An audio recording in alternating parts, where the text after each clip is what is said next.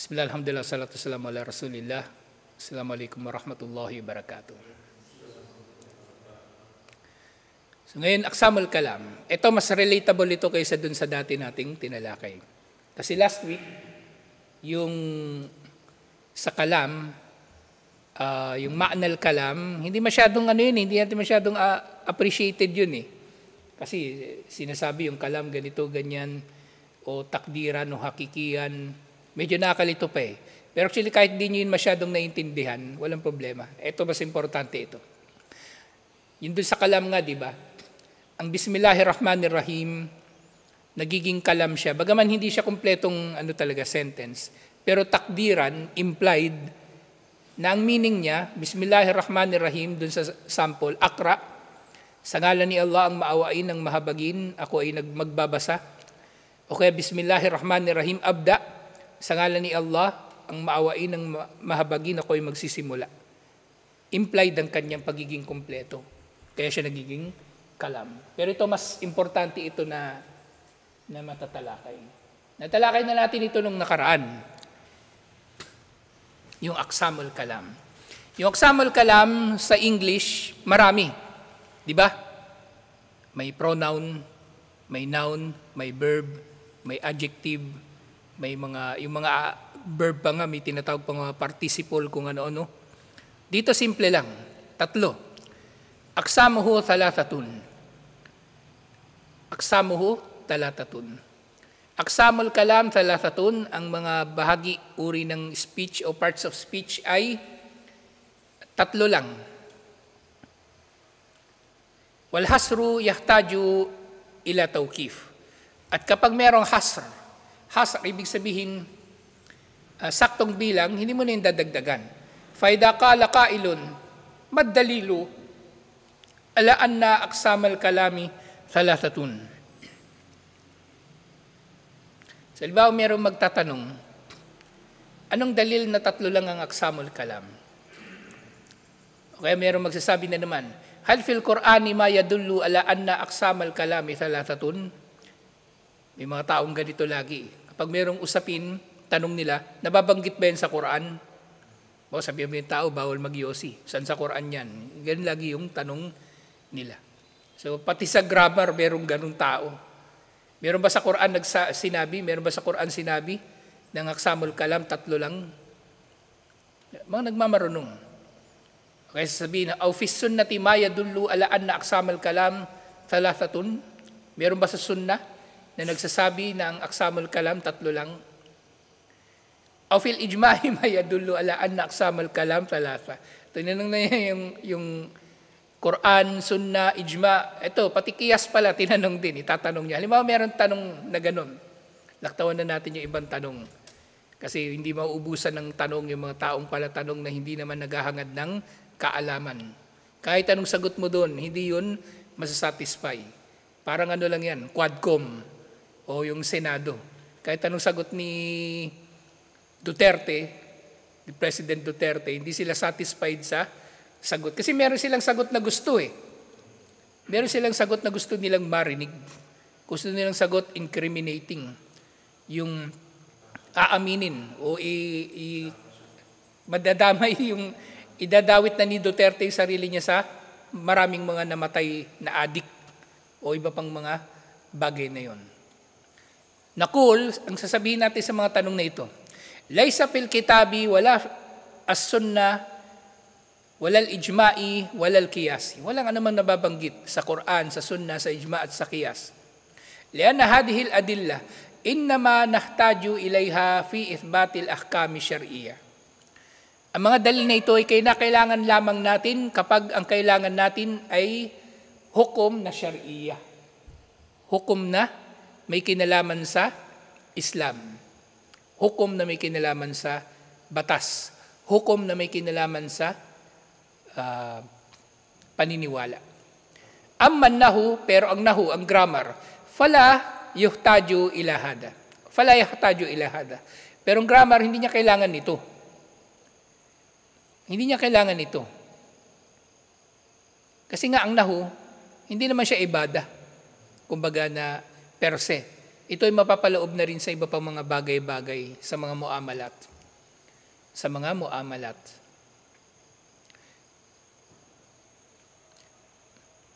Lakin lil ulama dalilun ala inhisari aksamihi fi thalathatin wa huwa at-tatabbu'u wal istiqra. Yani anna al-ulama rahimahumullah tatabba'u kalam al-arabi fawajadu annahu la yakhruju an hadhihi al-aqsam ath-thalatha. Ismun wa fi'lun wa harfun. So yung mga ulama, nakarating sila sa konklusyon na meron lang itong tatlong uri sa pamagitan ng tinatawag na tatabbu at istiqra. Tatabbu at istiqra, ito na yung analysis, kumbaga, sa mga bagay-bagay. At mula sa mga ito, gumawa sila ng generalization. Pinag-aralan nila kung paano nagsasalita ang mga Arabo at nalaman nila o naging conclusion nila na meron lamang tatlong uri ng parts of tatlong uri ng pananalita o tatlong bahagi ng pananalita. Kumbaga, para mas madali natin maunawaan, parts of speech. Kahit sa Tagalog may ganito, di ba? Ano ba sa Tagalog yung noun? Pangalan, di ba? Yung verb, pandiwa. Tapos yung mga harf. Pangatnig, di ba? So dun sa kanilang istiqra at tatabbu, na pagtanto nila na tatlo lang, isim, fi'il at harf. So tatlo lang ito. Isim, pangalan.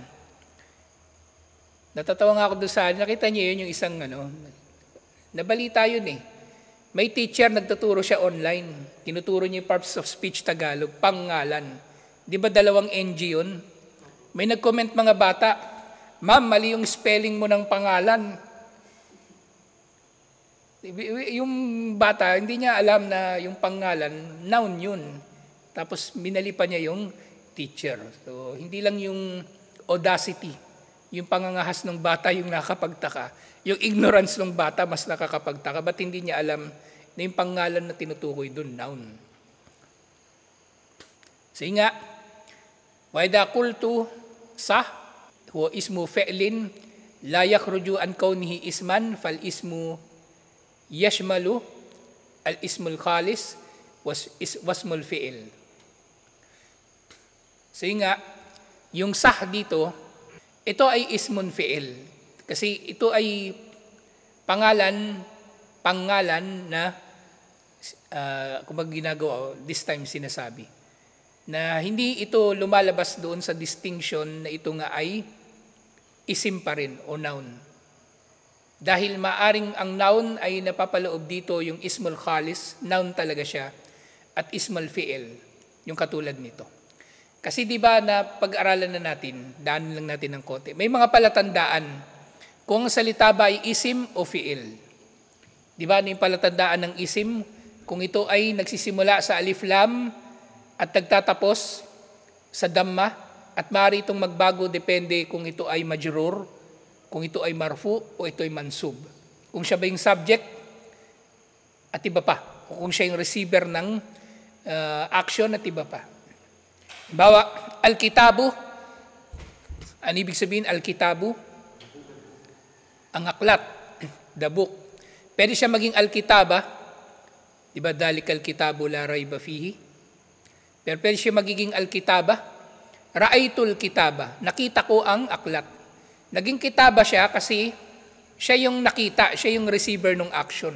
Siya yung nakita, ra'aytul kitaba. Ngayon, kung siya ay maaring magiging majrur kapag inuunahan siya ng harfu jar, yung fi, yung an, at iba pang katulad nito. Fil kitabi. Halimbawa sa Quran, wadhkur fil kitabi Ibrahim. Wadhkur fil kitabi Ismail. So, fil kitabi, sa loob ng aklat. Sa loob ng aklat. Wal muallifu rahimahullah, sabi ni Sheikh Al-Uthaymin, yung muallif, yung author. Muallif, ibig sabihin author. So dito nga, nadran likawni kitabihi muktasiran walil mubtadiin lam yahuddal isim bismin khas. Yani ma haddahu bil rasmi lakin haddahu bil hukmi wal alama. Sabi ni Sheikh Al-Uthaymin, rahimahullah, dahil summarized kasi yung Ajrumiyya at para ito sa mga nag-aaral ng basic na Arabic, hindi na naglagay ng paliwanag si Ibn Ajrum sa bagay na ito. Na hindi niya na ito masyado niyang ipinaliwanag dahil sa pagiging summarize nito. Pero sabi nga dito, lam yahuddal isim bismin khas, hindi na niya tinukoy ang isim na ismun khas, na hindi niya na ito binigyan pa ng mas malawak na kahulugan sa pamagitan ng ibang mga bagay. Pero ang ginawa niya rito ay binigyan niya ng hukom ayon sa mga alama, mga palatandaan. Mathalan, ba'dun nahwiyin yakulu, madalla ala ma'nan fi nafsihi wa kala bihayatihi anid dalalati ala zaman. Ito ang isim. Na yung isim, ano man daw ang merong kahulugan. Meron siyang kahulugan. Meron siyang kinakatawan na isang bagay. O kung yung tao ituturing nating bagay, yung hayop ituturing nating bagay, ano man na merong existence. At hindi naman tumutukoy sa panahon, lahat ng yun ay isim. Kaya itong sah na ito ay may tuturing pa rin na isim. Kahit yung sah na ito, kung tutusin, bakit nagdududa yung mga tao kung ito ba ay isim? Kasi, ano ba nangyayari sa isim, sa noun? Ano bang pwedeng mangyari sa isim? Pwede siyang maging verb, isim. Pwede magiging plural, di ba? Isang tao pwede maging dalawang tao, maging tatlong tao. Pero itong sah, hindi eh. Yun lang siya talaga. Yun lang siya talaga. Kasi itong sah, expression nito eh. Pero kapag yung bagay tumutukoy sa panahon, ito na yung pangalawa. O may kinalaman ng panahon sa kanya, ito na yung fi'il, yung verb. Madalla ala ma'na fi nafsihi wa dalla bihayatihi ala zaman. Naapektuhan siya ng zaman. Yung noun naapektuhan ng bilang ng gender, di ba? Pwede siya maging pambabae, pwede panlalaki. Di ba? Muallim, ano yung muallim? Lalaking lalaking guro, lalaking teacher, pero pag babae, muallimatun. So, pwede siya maging lalaki, pwede maging babae. Ano pa pwedeng mangyari sa isim? O, parang yun lang, di ba? Ang maraming pwedeng mangyari, doon nga sa conjugation, yung fi'il. Kasi sa panahon, sa zaman, maaaring maapektuhan siya ng zaman, di ba? Aning zaman ng mga verb? Past tense, present tense, tapos yung pautos. Sa Arabic pero sa English, meron pa tinatawag na mga participle. Yung mga verb na tukoy na nangyari na o nangyayari, pero magpapatuloy pa siya sa hinaharap ng indefinitely. Participle ang tawag doon. So dito, kapag may kinalaman sa tao lang o sa bagay lang, yun na yung distinction nilang pangunahin. Noun. Kapag zaman, distinction nilang pangunahin, may zaman, kumbaga, distinction nila na pangunahin sa noun at sa verb yun. Wal harfu, at ang harf, ang mga letters lang, ma laysa lahu ma'na fi nafsihi wa innama yadharu ma'nahu fi ghairihi. Wala itong kahulugan mismo, siya mismo. Pero maaari siya magkakaroon ng kahulugan kapag nadikit siya sa iba. Kapag nadikit siya sa iba. Lakin hada fil haqiqati ma'a su'ubatihi alal mubtada faidatuhu kalilatun.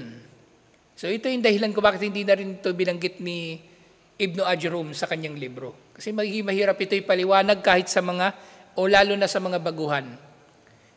Kaya hindi na yung binanggit. Kaya nga yung Ajrumiyya, kung titingnan ninyo, ganito lang siya talaga eh. Yung libro na isa, di ba? Yan lang siya. Puro ano ito, puro kawaid lang ito ng mga grammar. Puro mga kawaid lang ito, mga prinsipyo ng grammar. Yan, di ba? Sinabi niya, al-kalamu huwa al-lafdul murakkabu wal-mufidu huwa al-lafdul murakkabu al-mufidu bil-wad'i. Waqsamuhu talatatun, ismun wa fi'lun wa harfun ja'a li ma'na. Actually, binasa ko ito dun sa yun nga, sinasabi ko sa inyo. Doon ako natuto talaga. Meron akong tutor, yung Indonesian tsaka Sudani. Talagang binasa ko sa kanila itong libro na ito. Pinakabisado nila to sa akin. Hindi ko to natapos. Makabisado lahat. Hanggang dyan din sa isim. So magandang makakabisado mo rin. Pero actually, kahit hindi mo siya kabisado Kasi sa totoo niyan, iba-iba gumagana yung utak ng tao May mga tao, natututunan nila yung bagay kapag nakabisado nila. At may mga tao, hindi nila nakakabisado pero natututunan nila. Ganun ako hindi ako yung mahilig magkabisado. Kahit dati sa English, pinakanahirapan ako yung magkabisado ng tula. May mga ganun Hirap talaga ako, hindi ko expertise yung magkabisado. Oo, magkabisado. Pero pag naman, pag naintindihan ko na yung kanyang prinsipyo, ako sa sarili ko, kaya ko siyang i-enumerate. Kasi logical na yung yung prinsipyo niya Pero yung kakabisaduhin ko lang, hindi. Nahirapan ako. Kaya depende rin talaga sa tao. Iba-iba yung tao. So depende sa inyo kung paano nyo to kumbaga kakabisaduhin o pag-aaralan o itatanim sa utak ninyo. Pero ako alam ko, tatlo yung aksam. Pero yung i-enumerate itong libro na ito ng buo, hindi ko magagawa. Baka may mga makakalibutan ako malalaktawan. So dito, sa usapin na ito, panghuli, ito na yung tatlo kumbaga basic na pinagkaiba nila sa tatlo na ito. Yung noun, verb, tsaka yung mga harf. Yung isim, fi'il, tsaka mga huruf. Tatlo sila. Na naging mahirap ito, pero yun nga, enumerate lang ito ni Al-Ajrum, Ibn Ajrum, alhamdulillah. Dito nga, nakulu, ida nakul, atina alamat al-isim min ajli, ida wajadna hadihi al-alama, arafna annahu isim. So, mahirap itong unawain sa ganitong paraan. Pero mas madali kung pag-aaralan natin yung mga palatandaan. Yung mga palatandaan. Actually, ito din yung yung sinasabi ko kanina. Kung yung tao, ang utak niya ay gumagana sa pamagitan ng analysis at hindi sa pagkakabisado. So matututunan niya yung mga bagay-bagay sa ganitong paraan. Kaya nga dito, sabi, bigyan mo kami ng mga palatandaan ng noun na kapag nalaman namin ito ay, pag nakita namin ito ay malalaman namin agad na ito nga ay noun.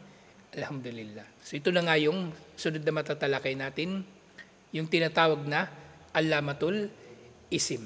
Kasi next week, konti lang na may paliwanag dito, inshallah pagkakasyahin na natin, dire-diretso na natin sa mga alaman ng fi'il, tapos ang gagawin natin, katulad ng ginawa natin dati, kakatayin natin yung suratul Fatiha. Pag-iwahiwalay natin siya uli ng isim, fi'il, o harf. Halimbawa, Bismillahirrahmanirrahim. Yung Bismillah, ano ba yun? Isim o fi'il? Hindi pa natin pinag-aaralan yung di ba, yung mga palatandaan. Pero yung Bismillah, alam natin na ito ay isim. Kasi yung isim, hindi naman siya nagiging past tense, di ba? Yung Bismillah, nagiging past tense ba? Hindi. O, ibig sabihin, isim siya. Ar-Rahmanir-Rahim, pareho silang isim. Alhamdulillahi Rabbil Alamin, pare-parehong isim. So, lahat yun ay matatalakay pa natin ng mas malalim, inshallah. Pero yung basic na pagpapakahulugan ng konong isim, basta may kinalaman sa bagay na walang kinalaman sa panahon, isim yun. Pero may kinalaman sa panahon, yun ay fi'il, alhamdulillah. Yung mga walang kinalaman either sa isim o fi'il, yun ay magiging harf, alhamdulillah. So tutuloy natin ito inshallah. Next week bukas pala. tutuloy natin ito bukas. Inshallah, dadahan-dahanin lang natin ito para sulit. Inshallah, tutuloy pa natin inshallah. Assalamualaikum warahmatullahi wabarakatuh.